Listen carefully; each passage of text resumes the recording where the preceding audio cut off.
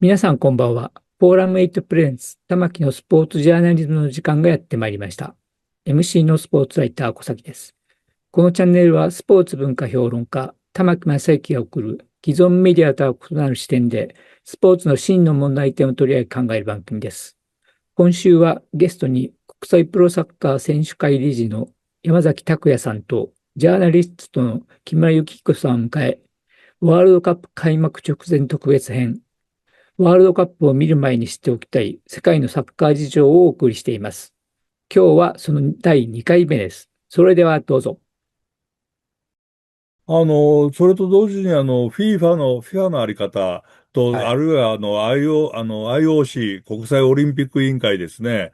似たところがあって、自分たちですごい国際イベント、スポーツイベントをやっていて、プロの選手をもちろん参加していて、それを主催しているのが FIFA と IOC なんだけれども、その FIFA と IOC というのは、ギャランティーを払ってないんですよね。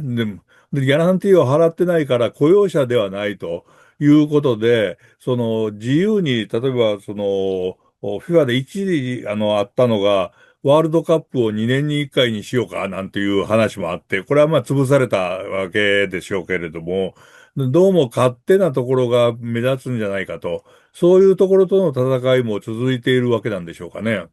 そうですね。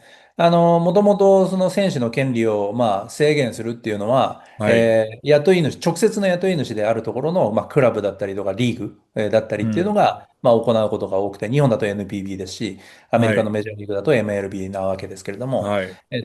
なんで、労働組合としての、まあ、戦いっていうのは、まあ、選手会と、まあ、リーグだったりとか、クラブだったりとか、そういうところが中心だったわけですけれども、はい。まあ、サッカーの場合は、FIFA が、まあ、いはい。ろんなこと、まあ、世界のルールだったりとか、うん。あるいはその大会の主催、まあ、ワールドカップもそうですし、はい。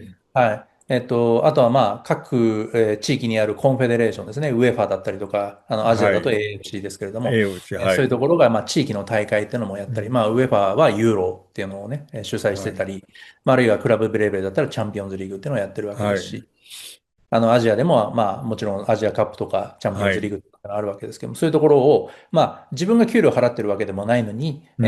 選手を呼ぶっていう権限をまあ持っていて、なるほど。で、大会を主催できる。で、これは、今まではね、あまり、もちろん、これってヨーロッパスポーツモデルと呼ばれる、あ、まあ、ピラミッド型の、まあ、ガバナンスの問題なんですけれども、うん。まあ、アマチュアスポーツの世界では、世界に例えばサッカーっていう競技を普及させるためには、うん。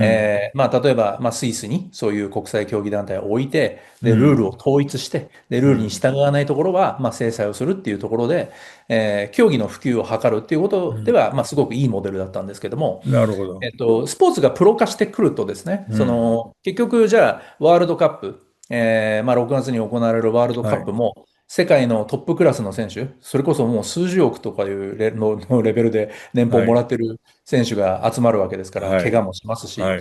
で、そういう、まあ、本来だったら相当なお金を払わないと呼べないような選手たはい。ちを、まあ、自分たちでルールを作って、はい。自分たちで呼べるようなにしてるうん。っていう、まあ、これ明らかに選手の労働を使って稼いでるわけですから、まあ、はい。ILO、国際労働機構の条約のレベルだと、明らかな使用者っていうふうになるんでなるほど。すけども、で、我々は、まあ、クラブだったりリーグと選手の間の中立に立ってやってる立うん。場ですっていう、まあ、そういう顔をしながら、まあ、ずっとやってきたっていうところがあうん。るので、まあ、選手会の矛先が、まあ、なかなか向きづらかったっていうのはあるんですよね。あまあ、要あ、は、う使用者ん。なのかどうなのか、中途半端な存在なので、えーなるほど。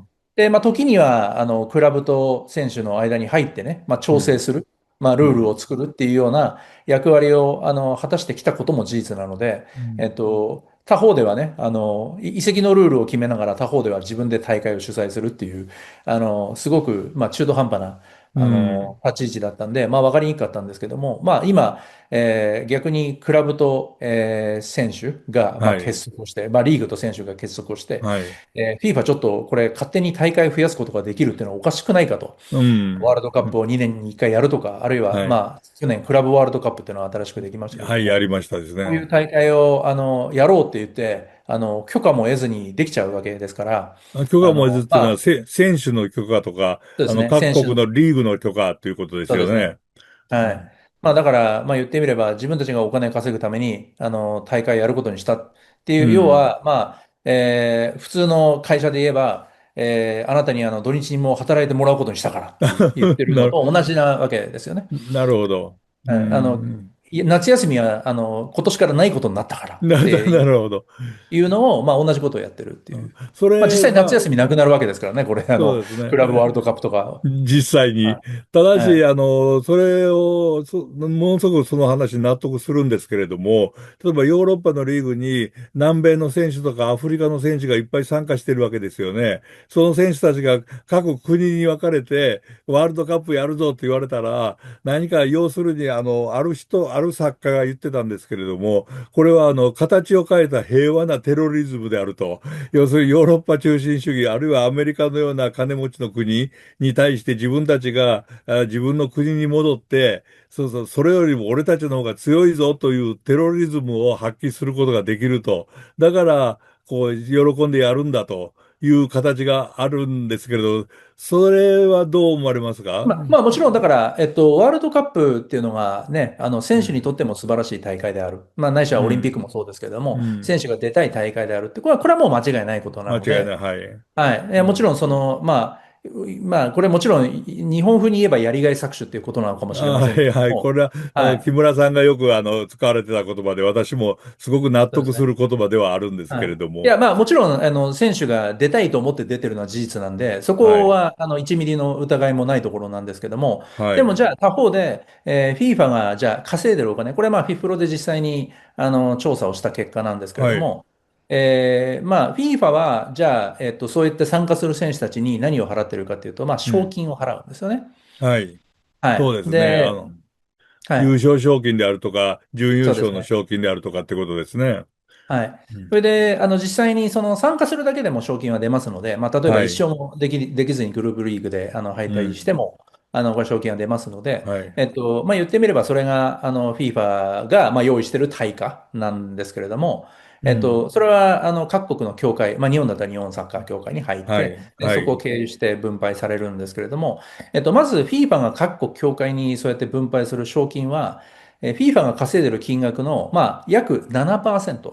おー、はい。そんなも7%、ん、はい、そんなもんでしかない。すか。ははい。は。で、普通、例えば、アメリカでも、まあ、アメリカはサラリーキャップやってるところが、多いですので、はい。はい。大体どれぐらい、収入のうち、選手の年俸にお金使ってるかっていうところが、はい。まあ、データでも出るんですけれども、まあ、うん。大体おしなべで50%ぐらいは選手50%、に、あ、そうでまあ、すね。人件費、はい。まあ、いわゆる、まあ、労働分配率と呼ばれる、う割合っていうん。のは、まあ、50%ぐらいなんですよね。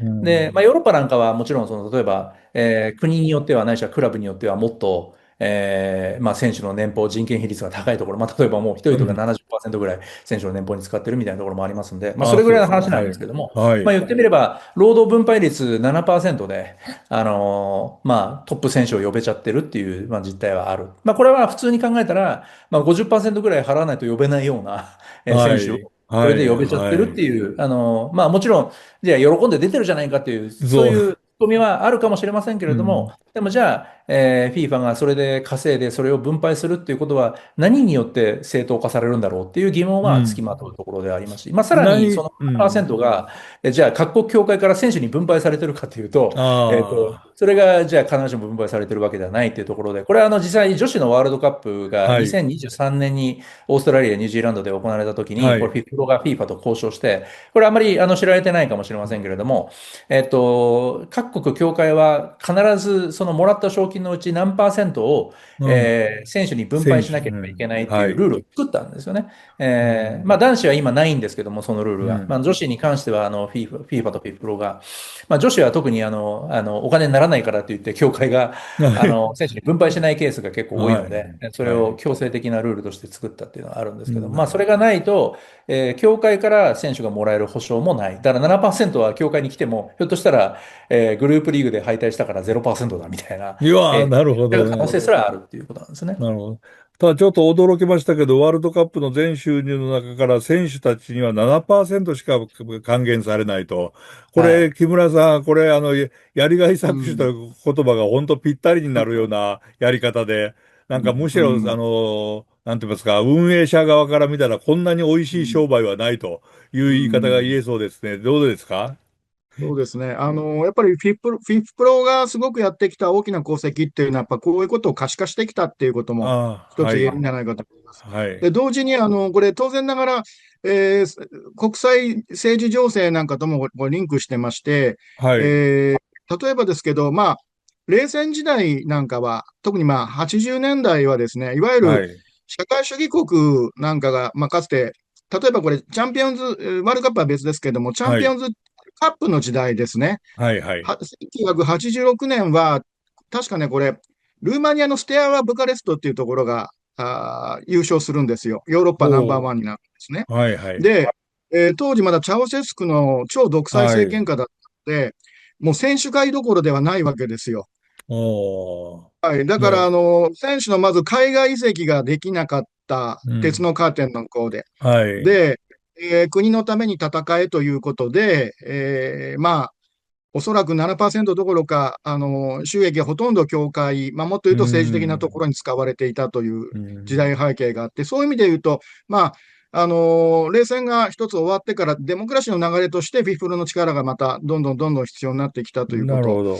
ルーマニアの例で言うと、これも本当に今では信じられないんですけども、何人かの選手がこのステアワ・ブダレスクから政治亡命するんですね。はい、西側のクラブでお金を稼あ、ぎたい。だから、はい、まあ、ボスマンっていうのはそういう意味で言うと、これもまた非常に画期的な判決だったんですけども、うん、僕はね、ブカレスト取材に行って驚いたんですけど、ルーマニアサッカー協会行ったら、その亡命した選手の名前が、チャンピオンズカップのメンバー表から消されてるんですよ。おー、すごいな。歴史修正どころか、もう国を捨てたやつはもう載せるなということで、メンバー表からあれは消されていた。まで、今になってもう一回復活してるんですけど、あ、はい、はい、はい、選手の人権、それからまた健康保全という面においても、当たり前ですけど、まあ、国の名誉のために戦うということは、はい、まあ、当然ながらサッカー選手はね、モチベーションうん、の大きな一つですけども、いろんなブラックボックスがあってきたはい、中で、なるこういほど。ったものが可視化されていったっていうのは、またフィフプロの大きな功績ではないかなと思いなますね。るほどね。サッカーは特にまあワールドカップとかと政治の関係っていうのはかなりありまして、そのアルゼンチンが初優勝した時、アルゼンチン大会なんかも、それこそ独裁政権の下で行われたという還元ようなと令下でしたね、あころも、の時は。そうではい。すね。クライフなんかが行かないって言ったところですね。そうそう。決勝では、周りを、ピッチの周りを機関銃を持った兵士が囲んでいたってなんてことが残ってますからね。でもそういうようなことがあった一方で、フィフプロが可視化してきたっていうのは確かにすごいなと思って、今それこそ7%で私驚いたんですけど、WBC の日本の取り分が確か8%なんですよね。それで大リーグ、メジャーの選手会と、メジャーリーグの取り分が35だったかな。なんか、WBCI という会社ですね。はい。そうですね。うん。そういうのも、果たしてこれでいいのかなというようなことを思うんですけれども、こうん。れは、ジャーナリズムがもっと主張しなきゃいけない問題でもあるんじゃないかうん。と考えるんですが、その辺山崎さんどうでしょうかね。うん。まあ、今日のね、一つの大きなはい。テーマである、おそらくその FIFA の現はい。状みたいな、ところで言うと、結局、FIFA がどうやって成り立っているのか、これ、まあ、IOC も同じことですけれども、はい。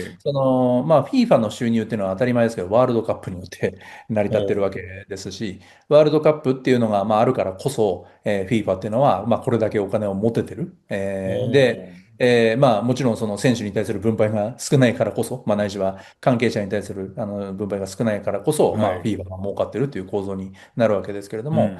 でもやっぱりそのワールドカップっていうのは当然開催地っていうのがあるわけで、はい。で、まあ、今回はまあアメリカを中心とする3カ国共催ですし、次はまあスペイン、モロッコ、ポルトはい。ガルと、まあこれもね、開催地がまあ南米、最初の開催地が南米っていう、はい。非常にこれ自体もイレギュラーな話ですし、そそうの次はまあですよね。サウジアラビアってことがもう決まっているわけで、で、はい。そうすると、まあそういう人たちっていうのが、まあ大きなスポンサーになるわけですよね、FIFA にとってみれば。なるほもちろんそど。の企業のスポンサーっていうのもいるわけですけれども、はい。でも当然その、サウジアラビアからたくさんお金が入って、まあカタールの時はうん。カタールからたくさんお金が入って、うん。で、今回はまあアメリカから、はい。まあね、まあトランプ率いるアメリカから、はい。まあこれだけのそのね、影響を受けてと、うん。トランプに賞をね、渡すっていうぐらいあの、にまでなってと、っ平和賞ですね。ていうはい。ね、ぐらいになってるわけで、まあ要するに、今の構造、まあお金を追うっていうことうを、まあ見ん。れば、その団体がやっぱりどっちを向いて運営するのか。うん。まあ、例えば IOC なんかもそうですけれども、はい。まあ東京のオリンピックの時に、まあコロナの真っ最中で、はい。で、まあ私もオリンピックの組織委員会の仕事をしてたんで、そのはい。時は、いろんな、例えば IOC とのミーティングもいろいろしながら、うん。まあやるのかやらないのかっていうね、当時はそういう、はい。まあことが話題になってましたけれども、まあそうですね。無観客でもやるっていう、うん。まあ決断が成り立ったのは、まあそもそもチケットの収入っていうのはもうほぼほぼ、全体からするとわずかで、ほとんどが放映おー。権とスポンサーで、まあ9はい。割以上は放映権とスポンサーなので、はい。まあよくね、あるオリンピック選手が言ってましたけど、まあテレビショーだって言って、まあ本当はい。その通りですよね。なるほど。テレビショーだっていうところで成り立っているメガスポーツイベントっていうのは、まあそういう構造になってるんで、要するに何が言いたいうん。かというと、うん。要するに誰がお金を払ってるのかっていううことによって、ん。まあ団体の運命だったり、メガスポーツイベントの運命っていうのは決まるわけうん。です。はい。で、その視点を持たないと、まあ、もちろんその選手会っていう、うまあ、選手のん。ためにこう、まあ、平等な、公平はい。なルールを作っていくっていうことを使命とする仕事の観点からすると、そこを見ないと、まあ、正しい戦いができないっていうことも当然そうですし、まあ、ワールドカップとか、オリンピックが、まあ、どういう構造で成り立っていて、はい。なんでこういう、決断がされるんだろううかと。ん。いうのは、やはり誰がどうお金を出しているのうか、ん。で、その構造をもとに誰が、決定をしているのか、うん。例えばオリンピックをやる、やらないという決定だったりとか、はい。ワールドカップがどこで行われているか、うん。どう行われるのかっていう、ないしは2年に1回ワールドカップやるのかやらないのかとうか、ん。クラブワールドカップっていうのを新しくやるのかとかっていう、はい。もう誰がやってるのかっていう、そのうん。ガバナンスの問題ですよね。だからうん。もうお金の流れとガバナンスの問題をやっぱり見ることが、まあ、メガスポーツイベントを、まあ、読み解く上では非常に重要だっていうところです。なるほどね。そのお金の流れと、もう一つあるのは、サッカーは FIFA しかないわけですよね。世界のサッそうですね。カーを統一。こはい。れが、やっぱり独占になって、それから独裁主義になる、要するに民主的でなくなる根本的な理由ではないかっていう指摘もあるんですけれども、その通りですね。ただ、FIFA 以外の、団体がもう一つできるとか、FIFA 以外の団体が、別の国際的なイベントをやるとなったら、ちょっと混乱を招くんじゃないかっていうような心配もあるんですけど、その辺はいかまあ、が実際、ですか？例えば e スポーツの世界とかでは、そのはいはい。競技団体というのはもう、複数存在するわけですし、はいはい、そうですね。はい。で、まあ、まあ、例えばじゃあ、それは例として適切でないかもしれませんけれども、でも例えばじゃあ、今の、FIFA で、FIFA が管轄できてない、うん。サッカーで7人制サッカーっ7ていうのが人制作、はいはい。はい。あります。で、これはまあ、最近、インフルエンサー中心に、新しい大会がどんどん行われるようになってきていて、はい。で、この流れっていうのは、2022年に下された、いわゆるヨーロッパスーパーリーグ判決っていうのが、まあ、ありまして、はい。まあ、2021年にヨーロッパスーパーリーグっていうのができたときに、まあ、結は、局、ファンの不評で、リーグ自体は、うまくいかなかったんですはい。けれども、でも、その時に FIFA と UEFA が、まあ、もしその新しいリーグに参加したうん。ら、うん。制裁を科すぞと。まあ、つまあり、あ。まあ、国際試合、FIFA が主催する、UEFA が主催する国際試合に出られなくするぞっていうふうにうん。したっていうことが、独占禁止法違反だっていう、ああ。訴えが起きたんですよね。うで、ん。こういう新しい、まあ言ってみればビジネスの自由、職業選択の自由っていうはい。ところを、制限するような、まあ、ルールを独占的な立場にあるところが作るっていうのは、まあ、本当にそれが許可制でね、例えばじうゃあ、ん。チャンピオンズリーグに競合する大会、まあ、ワールドカップに競合する大会っていうのを作るときに FIFA とか UEFA の許可を取らなきゃいけないっていうんだったら、競争が働かないわけですけれはい。ども、はい。そういう状態は EU 競争法違反になるから、うん。ちゃんと公平で透明性の高い、不平等じゃないルールうでやらん。ないと、EU、まあ、独禁法違反になりますようん。っていう、そういう判決が出たんですよね。ですなので、るほどね。今は、まあ、2022年のその判決以来、まあ、もし FIFA とか、まあ、UEFA とかが、まあ、そういう一種のその独占にあぐらをかいて、はい。まあ、選手の制限、ないしは、クラブの権利を制限するようなことを続けた場合は、もう、違う大会を自分たちで作りますよっていうカードうが切れる時ん。代になってきているんですよね。それがおー。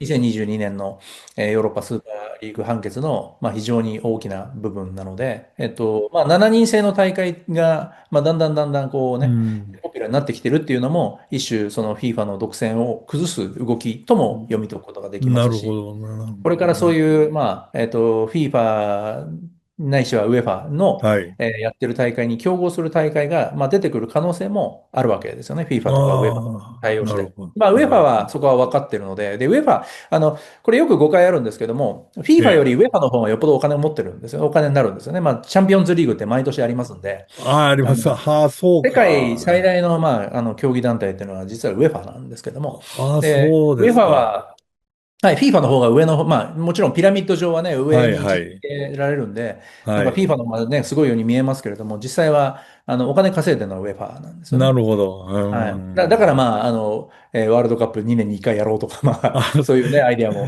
出てきて、なる。まあ、ご存知のように FIFA と 逆転 UEFA ってのは、したいわけですね。そうですね、FIFA と UEFA ってのは非常に仲の悪い組織ですのああ、で、そうですか。なるほはい。で、どね。ただ、UEFA は、まあ、FIFA がそうやって、その、クラブワールドカップを勝手にね、やったりとか、そういうことに対して、今、まあ、リーグとか、フィフプロが訴訟をしてるんですけれどうも、ん。そういうのを横目に、UEFA は、まあ、フィフプロとか、リーグと、まあ、仲良くするっていう、はい。そういう戦略を取っているので、ああ、FIFA の方はどんどん孤立してますけれども、UEFA の方は、まあ、関係者とうまくやって、なるほど。ちゃんと一緒に、協調してやっていこうっていうスタンスを取ってるっていう、なるそういうふうほどね。な状況になってますね。